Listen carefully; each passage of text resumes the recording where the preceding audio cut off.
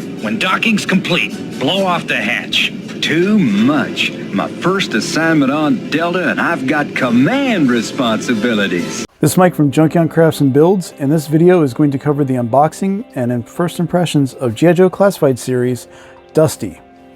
I just received this guy today, which was kind of a surprise because originally he was supposed to be released in April of 2023 as part of Wave 10. But that wave also included Zarana and the Crimson Guard, which I've already done a video on Zarana, and I will probably get the Crimson Guard this week. So I'm happy. Hasbro is definitely trying to push their fourth quarter financials, which is why we're getting all these pushed out so close to the holidays here. But anyway, let's get right to the box. And as you can see, it's a open face box. One of the last ones, I think, with this wave that we're going to get, where you can actually see the figure and the contents. Really cool looking drawing here of Dusty's face. A very, serious and youthful face, actually. But like I said, you got the eyes. He has that deep stare looking at you. So yeah, so this is number 49 for those that are caring about the numbers. These are the stats, which you can look up online and figure out. We have the stock photo on the back, or image here. And then we have this other really cool drawing of Dusty. Let me get up a little higher here so you can see better. So you can see that he's on a patrol or whatever, looking around. And then in the bottom here we have him tracking here in the desert, trying to figure out which machine, I guess, that has left those tracks and whatnot. So, again, I'm excited to have him. It's another one in the line. And without further ado, let's get him out and look at the accessories. Out of the packaging, these are accessories that Dusty comes with. We'll start from right to left, and we have his backpack, molded in black plastic and really nicely detailed. A really good sculpting around here. Specifically the iconic double canteens on the side. Again, even textured on the back here. Hopefully we'll see if it matches up with some of the texturing on the back of his jacket. But really cool. Could use a little bit of deco. It's kind of plain, but that's what we've been getting with a lot of the classified stuff. Moving on to the top, we have Dusty's weapon. This is a modified version of a FAMAS assault rifle with bipod. Again, looks really cool for this bull pump assault weapon. And with that, it comes with the removable magazine clip, which, as you can see, clips in right here. And so that's the completed look. Really nice. Again, all black plastic. Could use with a little bit of deco with it, but all in all, a very nice weapon. And as we'll show later on, it is compatible for blast effects. Next, we move to these two accessories, which are two sets of goggles. Now, one is for him without wearing his cover, and the other one is supposed to go around his cover. Both of them are soft, pliable brown plastic with silver reflective paint on the lenses. Now, on my copy for the helmet version, as you can see here, maybe once I focus, sorry. As you can see on mine, I have a little bit of a stress mark along the bottom side, so they're going to sit on top of the helmet like this, or cover, I should say, like this. So you can see a little stress mark I have on this side. And speaking of his helmet or his cover, this is really cool. It's a beige brown tan plastic, pliable, molded in straps and camouflage cover. And then it's a molded in plastic Havelock, which that's an attachment to his helmet to help him protect his neck and skin from the desert sun. He's out patrolling. So we have that. And the final accessory is, of course, his survival knife. Just, again, black plastic with silver accents on the blade. It's a little bit pliable, but not too bad. So that is what we have for accessories. So let's go ahead and look at the figure. And here we have the figure out of the packaging. And Dusty, aka Ronald Tater, is an anagram for Hasbro's concept artist and G.I. Joe primary illustrator for the figure relaunch back in 1982 through 86, Ron Rudat. Dusty was born in Las Vegas, Nevada, and at a young age he learned to love the hot desert conditions and was always outside in that environment, all the way up to his enlistment. Dusty is the Joe's desert survivalist, and he's one of 2 specialists in the original line. The second was the Arctic specialist, Snow Job. He's fluent in Arabic and Hebrew, as that would make sense for the environments that he would normally be deployed in. He is specialized in most NATO and Warsaw assault weapons and small arms, as well as close combat. So this classified reimagining is based off of the first iteration of the action figure Dusty, which was released in 1985. Dusty also had 2 more versions in the vintage line. In 1988, he was part of the Tiger Force sub-team. And then in 1991, he had a drastic redesign and was packaged with a pet, and he had a coyote named Sandstorm.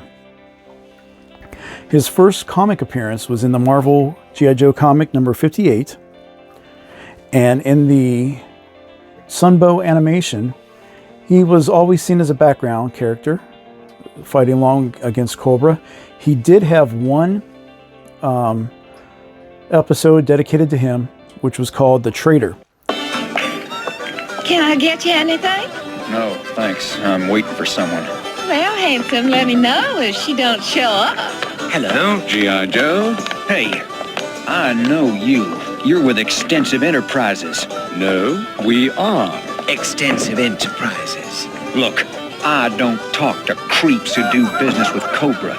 Take your... So, now that we've gone through his bio, let's go ahead and let's look at this character. And I'm going to bring him in close here. And this is a modern redesign, like I said, and it looks on par with the rest of the G.I. Joe Classified series, which means it looks great. As you can see, the sculpting on this, once again, Hasbro's design team deserve kudos for creating such a really, really realistic design. So as you can see, he's got his signature camouflage. Now in the original figure, there was actually more paint across his face. So this is a much more conservative take on it. Going down, we see he has his real name on his name tape here, and G.I. Joe on the other side, American flag. We have on here his backpack straps with a hose that would go to the backpack to hold his camel pack for water. Going on down, again, we have really great sculpting going on here. Everything's kind of this, really sharp, well-painted look. Again, there's the back of the hose that would go into the backpack. Just nice overall. The digital sculpting to simulate the digital camouflage fabric for his uniform here. It's nice. He's got, his cuffs on here, gloves, or his pistol hands. Again, no other hand options. Unfortunately, Hasbro, can we really just, start putting that together? Pants and legs, again, continuing along on the camouflage motif. Looks really nice and sharp. Get down here to his boots in a brown. This would look really cool if you want to have like a diorama display with like a desert scene or any sort of outdoor scene and kind of put a little bit of a pigment or a dirt wash on his boots to simulate the dusty environment. And he has his nice scabbard here attached to his ankle. Now, as you can see on mine, it's got a little bit of a pivot in, so I'm going to try to heat that up and straighten it out. I had the same thing with one of my Cobra Vipers, and I just don't want to bend his knife when it's in the scabbard, when it's looking like that. But yeah, I mean, overall, he is a faithful update to the classic toy. So next, let's get into the articulation. So articulation for Dusty should be the same as what we've expected for most G.I. Joe classified figures, but we'll go ahead and go through it here. Head is on a double ball joint from the head to the top of the neck and from the bottom of the neck into the body. He can look down that far. He can look up that far. He can go full 360 and do its head tilt. The body, we have the universals here, as well as a bicep rotation and a butterfly here. We have a double jointed elbow, which mine is thankfully not very tight. It's tolerance well this time. And we have that on the same for this arm. Now, because of the cuffs, the normal articulation that we have for the wrists, while they do rotate, I can't really get him to go up or down other than the very, very slightest bit because of this cuff. Now this side we have the splayed out wrist, which I can get a little bit like that on the inside, like that. Fingers are pretty pliable. Don't need to really apply any heat when I try to put his weapon in. His hips, or I'm sorry, waist rotation. And we have one click on the ab. Thankfully he can get down really far. This backpack does not hinder, or the straps does not hinder his articulation. And he can bend back really far. Hips are on a pull down, so you can get up to that far. Back, out to the side. And you can do that with both. We have thigh rotation and another double jointed knee, which again, mine are toleranced well. They're not super tight where I feel like I'm breaking them. And that's on both legs, as I demonstrate here. And for his boots, we have a boot swivel. We have a decent toe up, a great toe down, and ankle rotation. So again, what you expect from classified series figures. So let's get him with his accessories and talk about him a little bit more. And here he is, all accessoried up, and with the other survivalists for Tiger Force Target exclusive Outback. So again, everything just looks great. All right. I can't really say anything bad again because everything is so appropriate. However, as we get in here with him a little bit more, remember what I said about, things were toleranced well? Well, sometimes his posing is a little troublesome because of the where the T-ball joints come into, or where the ball joints come into play. So I might need to kiki that up a little bit. But overall, like, the accessories fit to a point. Now, like I said before, with my hands saying they're pretty pliable, I do have to be careful, especially with his trigger finger, because as you can see, it's pretty easy to flex. So just be careful with your copy. The biggest challenge I have with this guy right now is his cover. It doesn't fit very well. All right, so you can see the inside is pretty much just molded out, and then he's got his head here. So when you put it on, you can see it kind of, it's since it's so pliable, it just spreads, and then after a while it just kind of springboards. So when you have him on here, or have it on his head, you know, it looks like he's got a helmet that's a little too big for his britches. A little bit of dark helmet action going on here for Spaceball fans. But you know, it sits, but you've got to really push it, and even after a while you'll see it start to come up on top of his head. Other issue, the goggles that's supposed to go around the helmet don't really fit that well. And again, I'm not going to push hard on mine because it's stressed here as I actually get him in camera. Sorry about that. But you can see it doesn't really fit great. You know, it's you can get a little bit of tension with it, but as you start manipulating it, the helmet starts flexing a little bit more, and it becomes a little more difficult to get it to look the way you want it. So that's my biggest would like to have it fixed moment. Other than that, I mean, he's posable, he looks good, definitely appropriate. So let's go ahead and take this helmet off, and we can show how the other set of goggles will look on him. So we're just going to take them. Actually, we'll take this blast effect out. You guys see that it works. And we just go in here and put them on as appropriate as we can.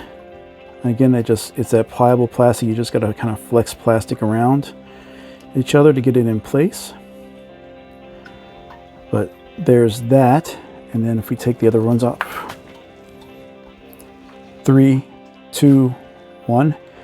And if we take the other goggles off his helmet and put that on his head, you see it still helps, but it makes the helmet sit a little more solidly on his head. So yeah, that's that. The molding here flexes around. Again, that camel pack looks great. So yeah, that's him in a nutshell with his accessories. It's getting dark. Slow down. It's hard to see. Look out, a car! You boys okay? Dusty, we didn't see you. And I couldn't see you. No wonder you don't have reflectors. They tell drivers where you are. I see what you mean. Remember, if you have to ride when it's getting dark, have the right equipment. And wear bright clothes. Now we know. And knowing is half the battle. G.I. Joe! So final impressions of G.I. Joe Classified Series, Dusty. Again, it seems like it's another really great release by Hasbro. Much earlier than expected for him and the rest of Wave 10. Aesthetically, he's a great modern update to the original toy. He's got very appropriate accessories, and his articulation, again, not really hindered, minus the movement on the wrists. Things I'd like to have better with him would be maybe a little firmer plastic for his helmet that actually fits a little bit better. Watch again the QC for the pliable plastic for the goggles. Make sure that you don't overstress them as you try to push them down, especially the one that goes over the helmet. His fingers, again, that plastic's really pliable as well, so just be careful when you're putting his weapon in. And that's really about it. Paint's great. The details on the sculpt, again, is another example of why Hasbro Classified Series, you pick these figures up and you don't want to put them down. So that's everything I have for right now.